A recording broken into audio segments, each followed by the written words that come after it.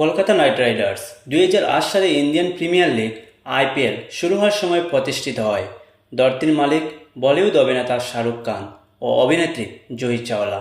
Eden gardens দলটির home ground, যা ভারতের অন্যতম বড় ও ঐতিহাসিক ক্রিকেট স্টেডিয়াম। দলটি 2012 সালে প্রথমবারের মতো চ্যাম্পিয়ন হয় গৌতম গম্ভীরের অধিনায়কত্বে। 2014 সালে আবারও গম্ভীরের অধীনে দ্বিতীয়বারের মতো ট্রফি জয় করে। তারপর টানা 9 বছর দলটি অনেক পরিবর্তনের মধ্য দিয়ে যায়। নতুন অধিনায়ক, নতুন খেলোয়াড়, সব মিলে দলটি কখনো ভালো আবার কখনো খারাপ পারফরম্যান্স করে।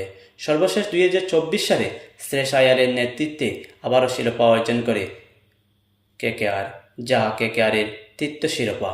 এবার 2026 সালে রাহানের নেতৃত্বে শিরোপা অর্জনের লক্ষ্যে মাঠে নামবে আমাদের কেকেআর। কলকাতা নাইট রাইডার্স শুধু একটি ক্রিকেট দল নয়, এটি কোটি ভক্তের আমরা এই দলের মালিক এবং আমরা খুব গর্বিত। জয়ের মুহূর্ত, তারকা খেলোয়াড়দের পারফরম্যান্স, সব মিলে কেকেআর ধন্যবাদ। চলুন একসাথে জিতি।